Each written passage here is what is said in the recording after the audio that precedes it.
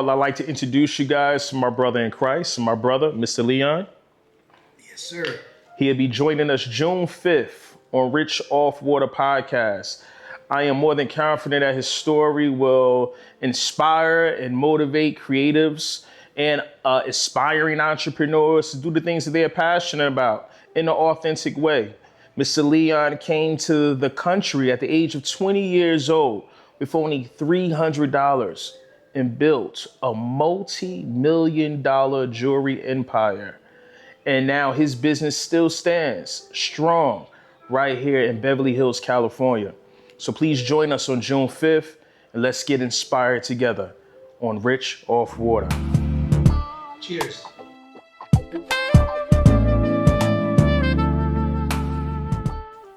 Leon, thank you for joining me. It's my pleasure, Jesse. This episode here is very powerful because your success story truly exemplifies what Rich Off Water represents. And that is pressure, that's sacrifice, survival, legacy, and triumph. To help our audience understand you better, you arrived here in America at the age of 20 years old. Yes. With only $300 that your father given you. True. To go to America and make something happen for yourself.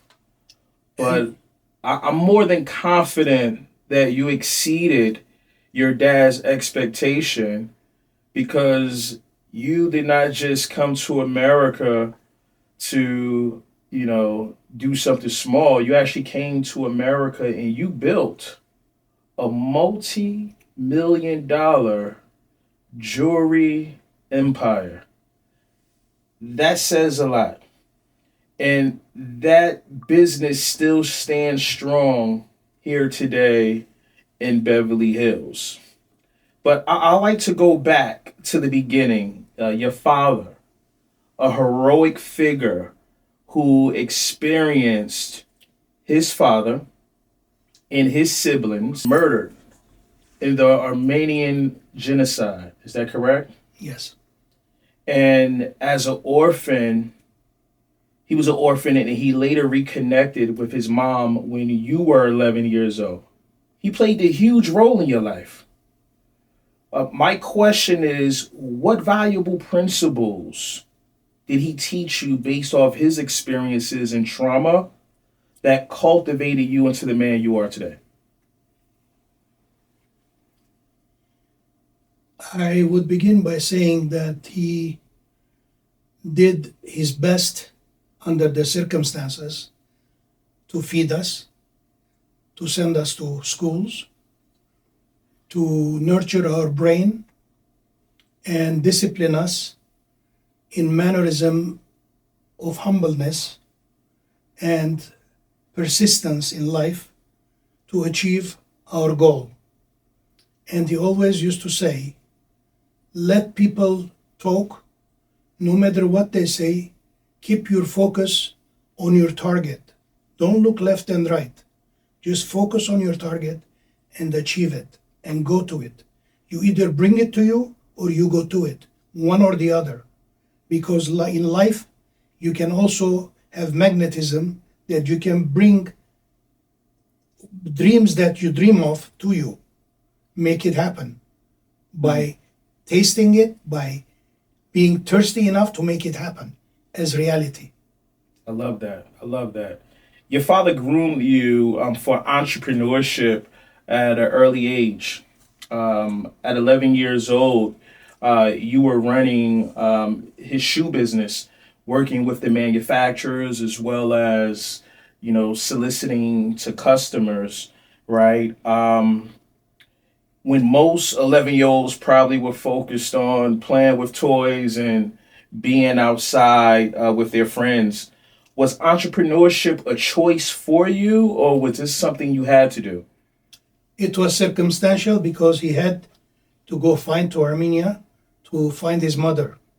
So in the family, everybody had a job. I was the only student available. And it was summertime when he left.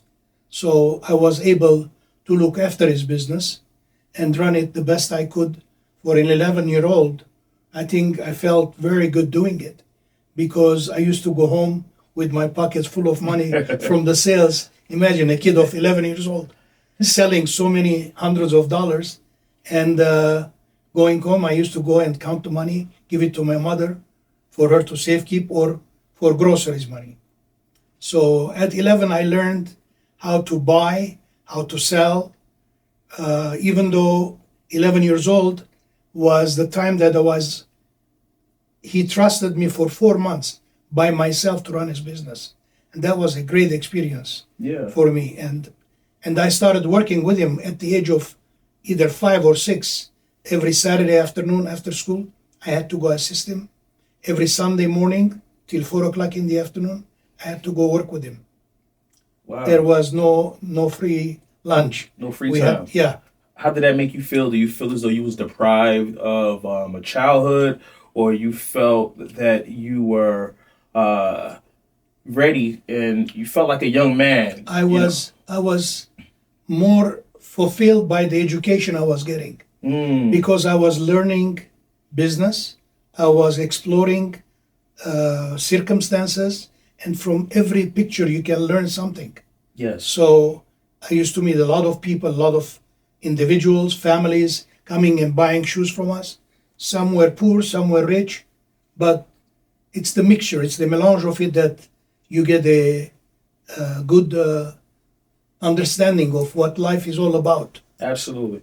You grew up really fast. And it takes ages for most people to figure out what their true identity is, right? But with you, you had so much responsibility as a child and as a young adult, right? When did you realize your true identity? I would say around 50. 50? Wow. Could you elaborate on that? Because sometimes it takes people a lifetime to figure out who they are. And from your story, I would have thought you realized your true identity at a younger age. This is revelation to me. It's two circumstances that made me realize what I'm there for. One was at the age of 27, one was at the age of 50. At the age of 27, I achieved my dreams that I always dreamed about. Basically, anything that I fantasized in my life to achieve, God blessed me with it. So it's all thanks to Him that I got what I got at 27 when I was getting married.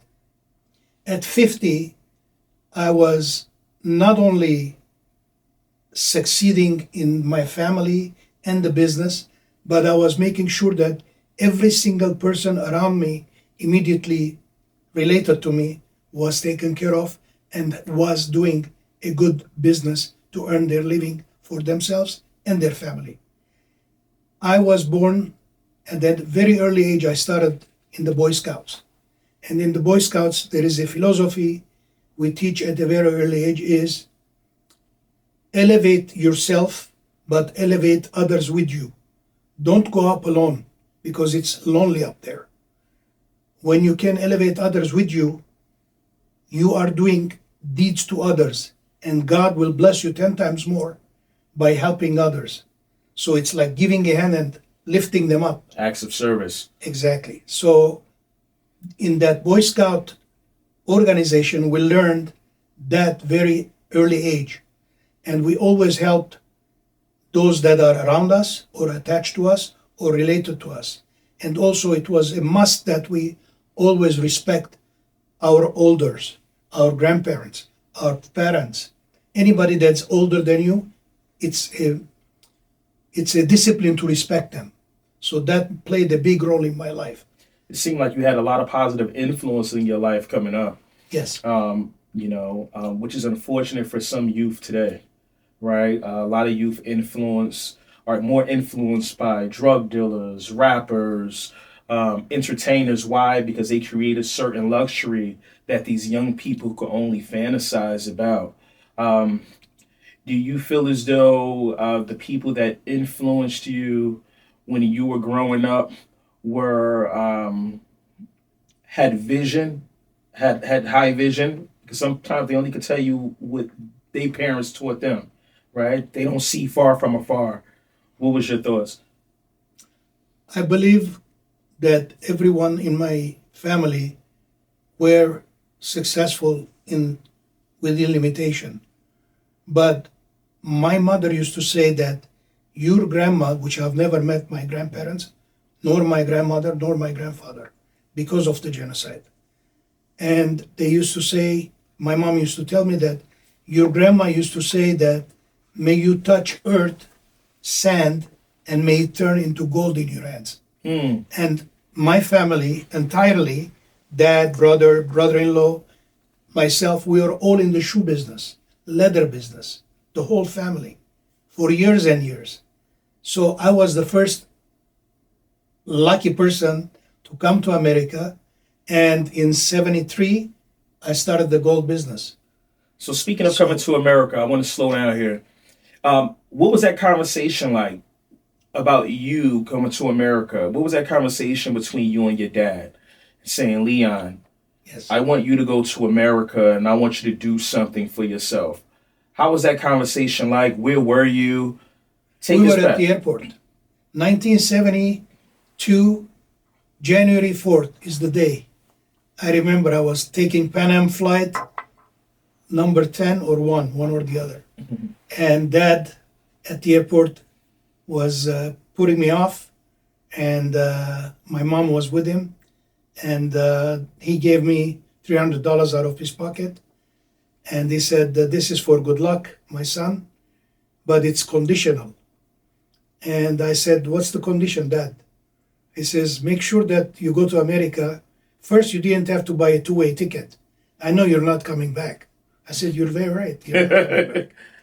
He says, you didn't have to fool me buying two-way ticket. He says, this $300 is so that you remember me when you fall in love one day. When you fall in love in America, try to marry your own kind and give me Armenian grandchildren because of his heritage, his Armenian ancestry. I said, if you want me to promise and shake your hand now, you got to make me a promise right here, right now. He says, what do you want? I said, you see that pack of Marlboro in your pocket? He used to smoke 2-3 boxes of cigarettes a day. I said, you promised me this is your last box of cigarette. I promise you that I'll marry my own kind and give you Armenian grandchildren. He took the box out, smashed it, threw it away. Never touched it again, cold turkey. Ever. Wow. And I know that for a fact because 2 years after, him and my mom came to America. And she used to tell me that he did quit after what you told him. Wow. And he always said here, and he lived here for over 30, 40 years. And he told me, he says, son, this life in America, I owe it to you because of what you made me do at the airport in Lebanon. You made me quit smoking. That's why I'm able to live a good life here and a comfortable life. So, and he passed at the age of 98, and his wishes were all done. He saw everybody get married. He saw all his grandchildren, and he went comfortably and happy. Wow, that's an amazing story. Yes. Man, you and your father had an amazing relationship. We did. I love that. So you got the $300. You came to LA. Before I get there, because I love your story. Why LA? You could have went to New York City. You could have, went to Florida. Why LA? Why LA is a good story. Because I always dreamed about Hollywood. I always dreamed about coming to America. And I always used to watch American movies in Lebanon. And I used to, not only that, I had a fantasy about traveling the world.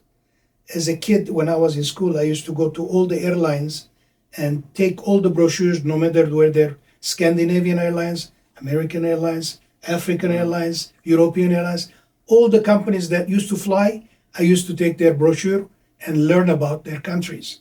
Because a lot of it is geography and history about traveling. And one of the two subjects that I loved most at school was history and geography since childhood, more than any other subject. And Dad came and lived here till he was 98, and that was a very good life for him. I believe it I know was. if he stayed behind, there's no way he would have lasted that long in Lebanon. Yeah. Because we don't have this kind of medical service, we don't have this kind of system to care about the elderly or the senior citizens.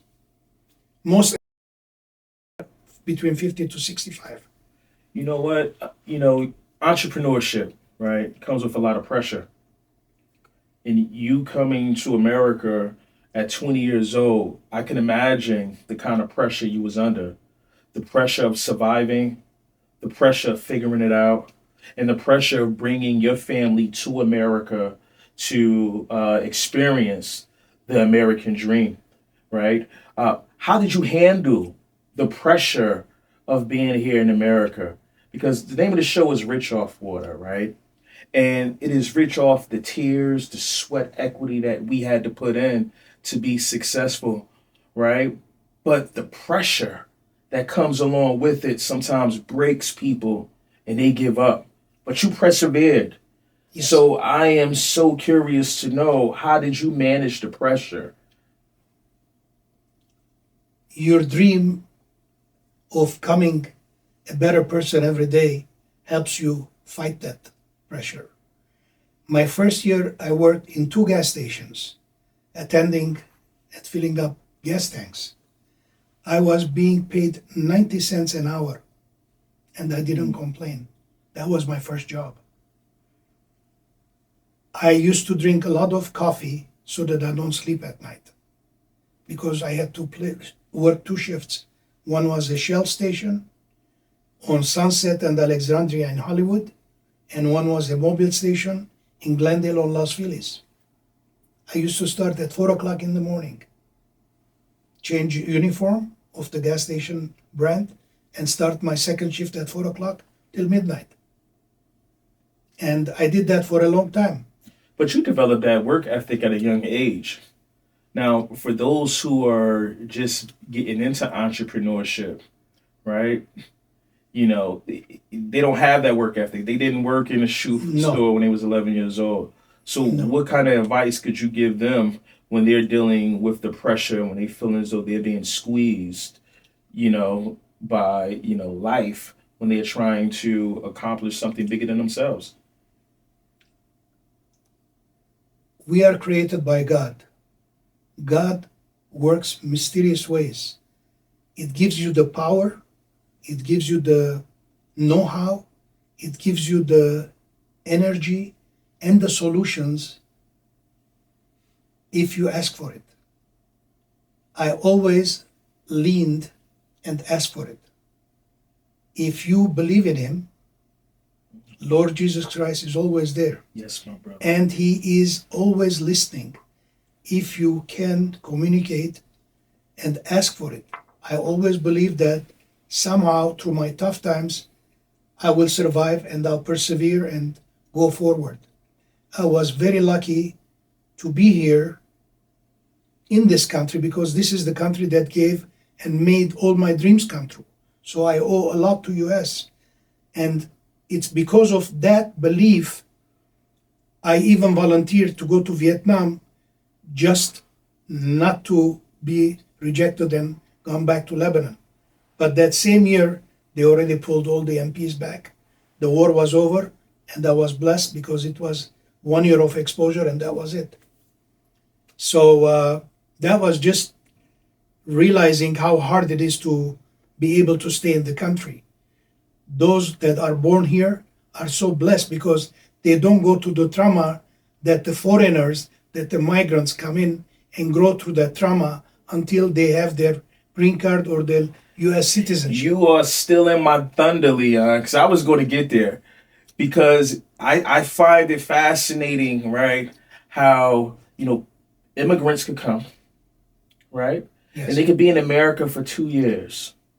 They put their head down, they grind, they hustle hard, don't make no complaints. They don't complain about the jobs that they take. They do what they have to do. And then 2 years later, they're millionaires.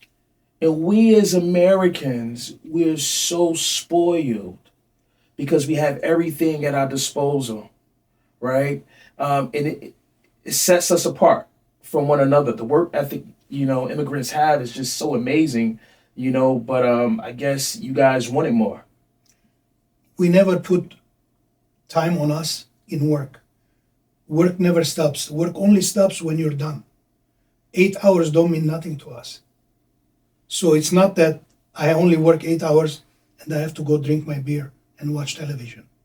If it takes till staying up all night till tomorrow, until that job is finished, I do not go home. That's the mentality we are adopting to go forward.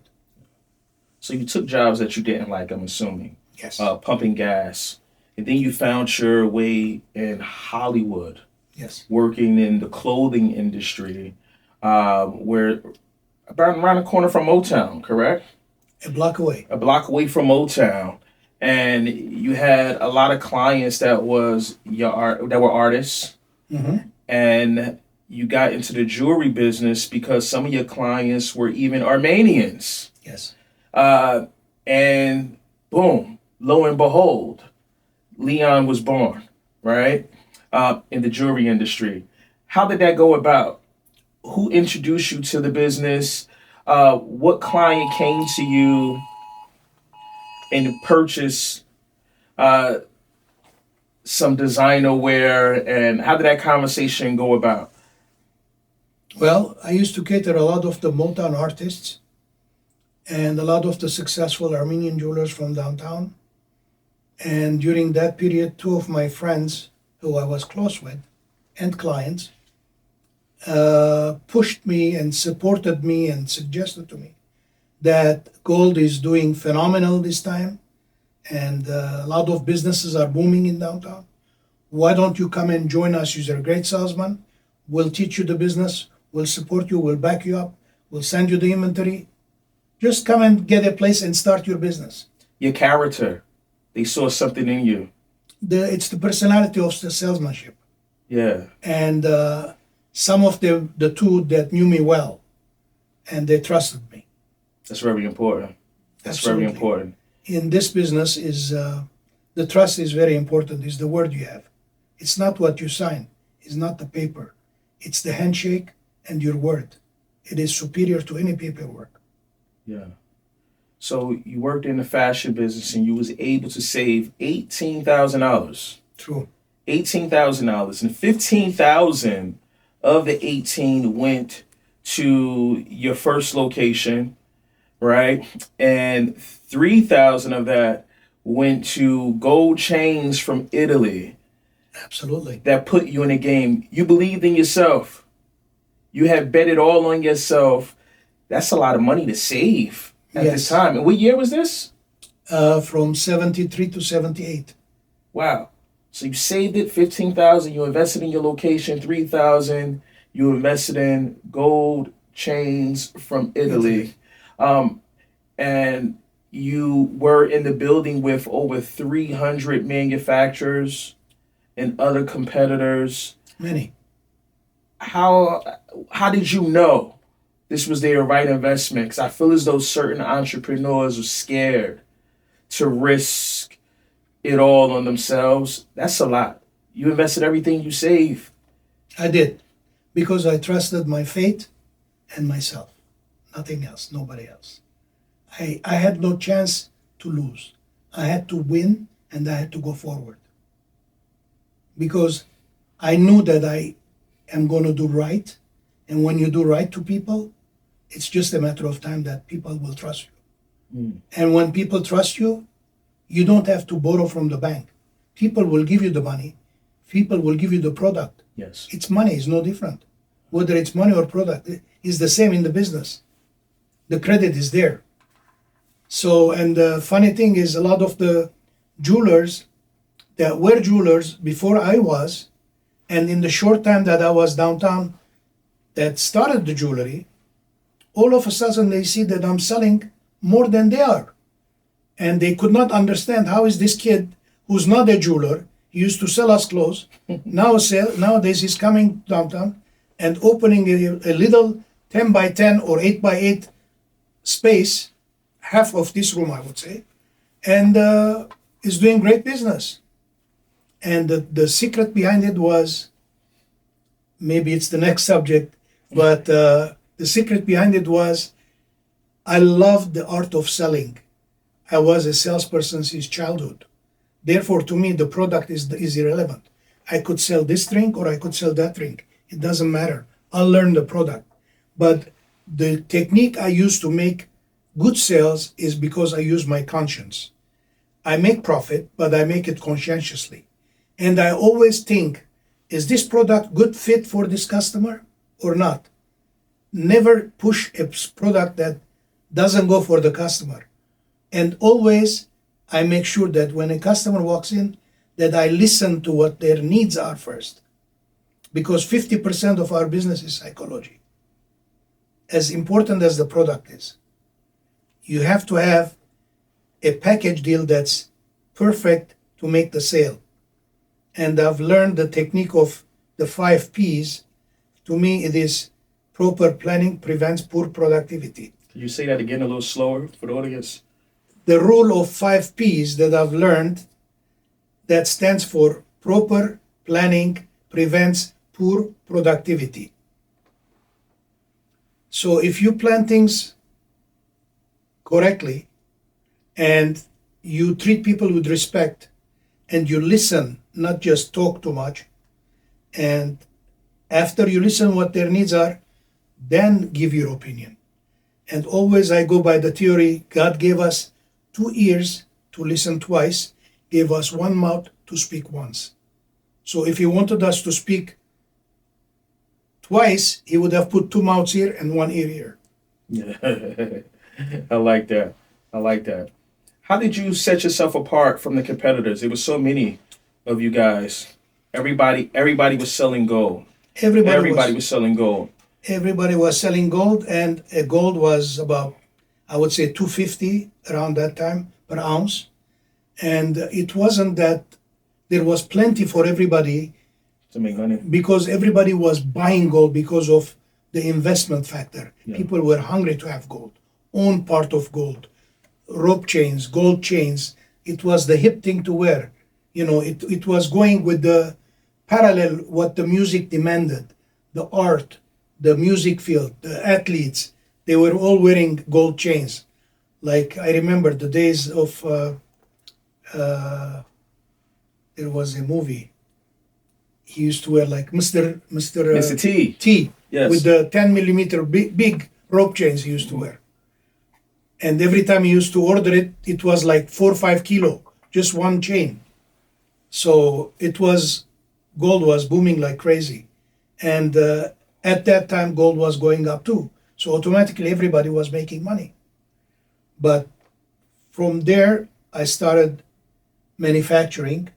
From there, I started going on the road, opening up a whole new market for me. But before we go to that market, your business, because I heard that you had customers growing all over the world. We talking about Asia, we talking about Europe, Latin American, Armenian, Lebanon. That was afterwards. That was afterwards. That was afterwards. That was after my exposure going on the road. As a matter of fact, my right arm is 2 inches longer than my left arm. Through the years from carrying the gold bag all over America and pedaling door to door or putting the gold in the plane, this arm has been stretched 2 inches longer. Literally? On the left. Literally. Wow. Yeah, absolutely. What made you go on a road? Like, did you have like a business advisor, or it was just something you just knew? Said, you know what? If I wanted to be as big as I need to be, I need to get out of LA. I need to corner the market. What made me do that was the birth of my children. When my children were born, I wanted to buy a bed for them. I didn't have the money. I wanted to buy a bed for my own children, especially the first one, let's say. And that time I was just making ends meet. I wasn't able to spend that much money. So I said, if the business here is gonna just limit me to this much income, I have to find outside source.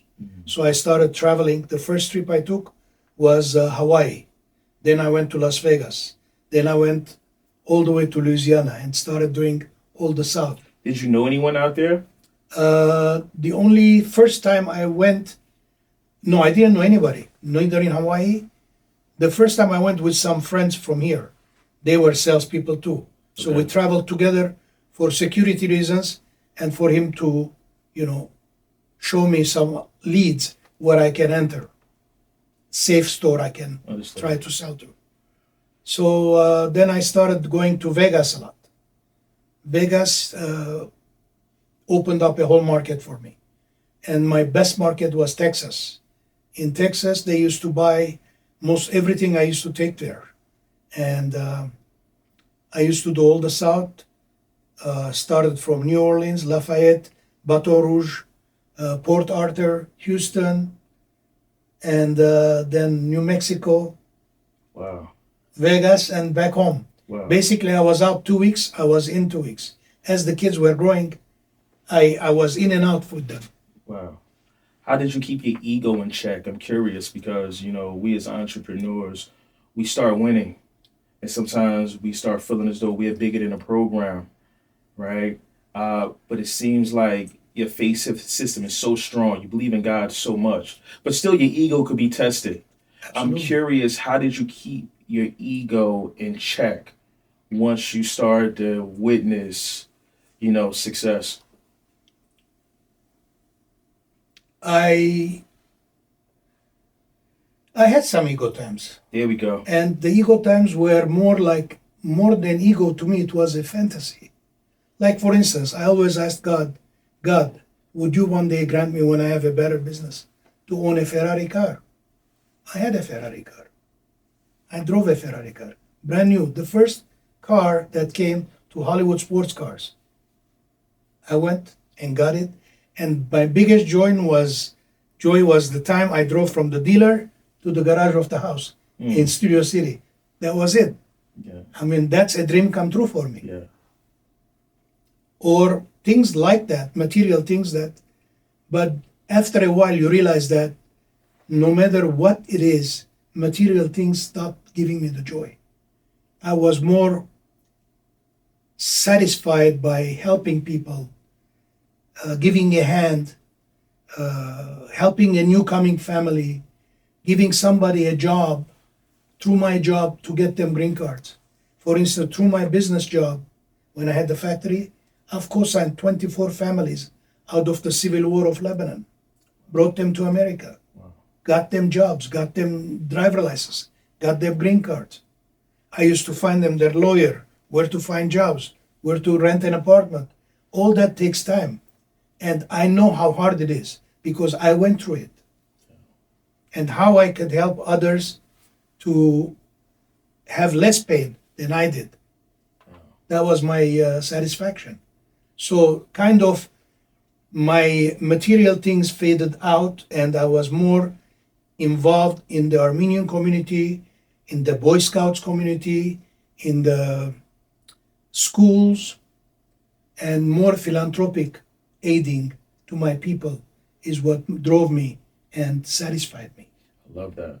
And your support system, Yes, Miss Virginia, your wife, yes, your support system. yes, You met her and you married her 6 months after meeting her. correct. Where were you at part of your success? Where were you at in your journey, your business journey? When I you met her, I was had just signed that boot, 8x8 downtown. So the one 15,000. The 15,000, Okay. exactly. Okay. So I met her like a month after that. I started the business. When I started the business, I remember my first day I sold about $450. And when I saw her, and I knew that was the lady I was going to marry. How you know? And she was collecting money for the Armenian school Okay. for a raffle, where her brother used to attend that school, and she was collecting and selling raffle tickets for the school for raising money. So I liked that because I am in that type of spirit Yes. in my philanthropical end. So I liked it, and I liked that she was doing that. That's why I said to my sister, I said, Alice, I said, you see that young lady over there standing at this? She used to work in the second booth in the exchange. I said, she's the one I'm going to marry. And yes, within 6 months, we were married. Wow, man, Yeah. that's big. You know, Yeah. some people can't get past 2 weeks, man. You know, Yeah. 6 months and you married her. Uh-huh. That's amazing. How many children do you guys have? We had two boys. Haig is 48, and Michael is 43 now. God bless me with two children, and they both had great education. They both finished Campbell Hall, and they had good education, and they have good jobs, and they're working hard, and they have their own family. That's beautiful. But Thank God. I'm sure with a wife and children, there were many sacrifices made. And in this thing of ours, entrepreneurship, it comes with many open wounds and permanent scars from the sacrifice we make to get to a place of triumph. What sacrifices did you had to make having a family to get to where you are? Because everybody don't have a supportive wife like you had. You know, so Correct. for the person who's listening, who spouse is not as supportive, you know, as yours were, right? They still have to make a sacrifice. Do I abandon my dreams because my wife is not supportive, or do I sacrifice what I have to pursue what's greater than me? She was pretty supportive from the beginning, and we always went along, and kind of the prosperity came with the birth of the kids. And as they grew and started school, my business grew with it. It's like God knew I needed more growth as my family was growing, as my responsibility to my larger family was needed. So I was trying to help everybody. My father, my mom, my sisters, everybody was here. I left nobody in Lebanon. I saved them all out. Not only them during the war, but also 24 other families. So, through your success in the jewelry empire, you was able to go back and bring your entire family to America. Without going back. Man. One by one, they were all here. Wow. So I'm sure you had to sacrifice time being away from Of your course, family. of course, absolutely. How did that make you feel? Feel that I'm able to do that for my family, being the youngest one. I'm the number 4 child. So I'm the youngest one. And I try to help my older 3 siblings with their families. And they're all successful today. Yeah. Like one of them became a Supreme Court judge. Wow. The daughter of my sister is a Supreme Court judge downtown LA today. Man, And the youngest one. And the second one is probably the young ladies or the young men would know.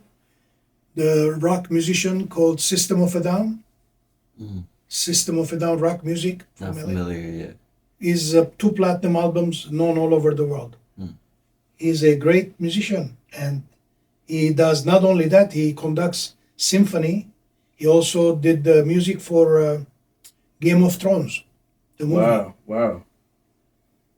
If you Google them, he's well known all over the world. Serge Tankian is his name.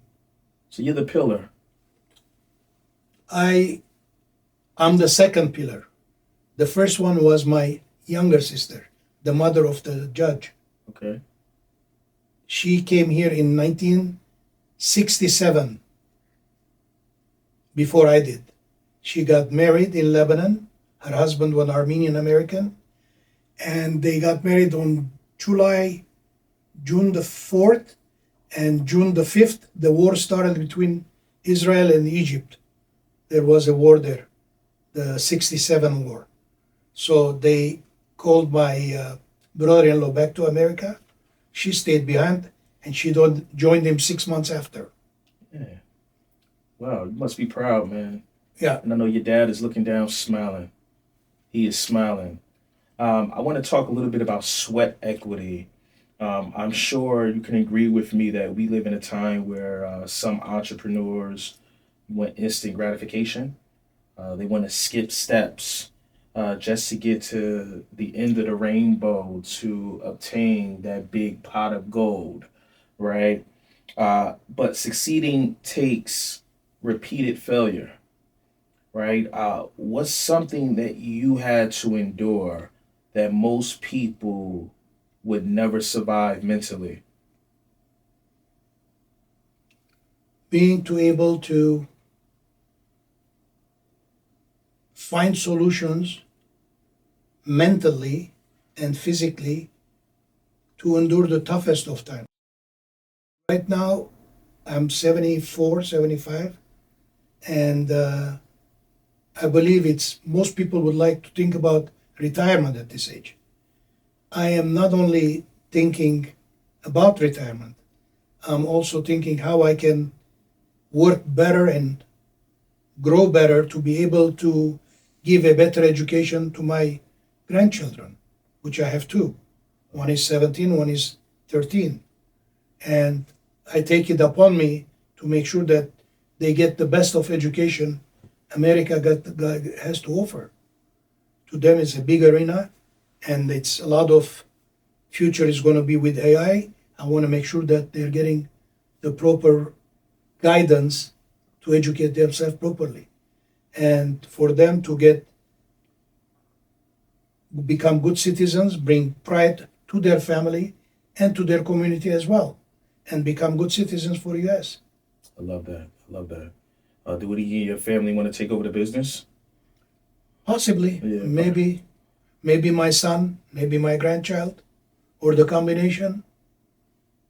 It all depends. It's their name, and I always tell them, to my sons, both sons, I said, maybe I don't leave too many millions to you, but the only thing I'm going to leave you that's priceless is one thing. And they look at me, they say, what is it, Dad? I say, your last name.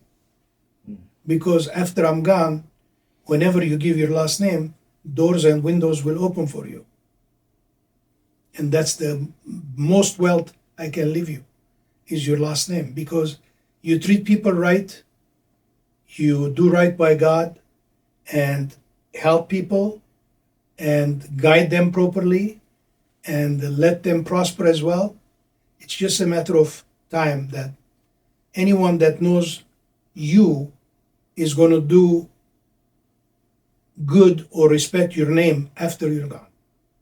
And they'll open their doors and their windows for opportunities. I love it. When your story is all said and done, what do you want people to remember about your journey? If my journey can be exposed and learned, even anyone that listens to this conversation I'm having with you, Jesse, today, if I can benefit someone by 10% in their journey, I've already achieved my mission. I already feel rewarded. I'm not greedy. I don't expect somebody to listen to me and understand me 100% or do what I'm suggesting 100%. If I can help somebody by emulating what I've gone through, 10%, and they achieving it and succeeding it, I'm rewarded already. I'm satisfied. I'm content. I'm not greedy. I don't ask much. But if I see sometimes when it happens right in front of your eyes, and you feel that maybe you contributed to that, that's pure satisfaction. That's adrenaline to me. That's the honey on the cake. And that's being rich off of water. Thank you, Leon. I appreciate you for joining me. It's all my pleasure. That's it. Love, respect. Thank you. Thank you.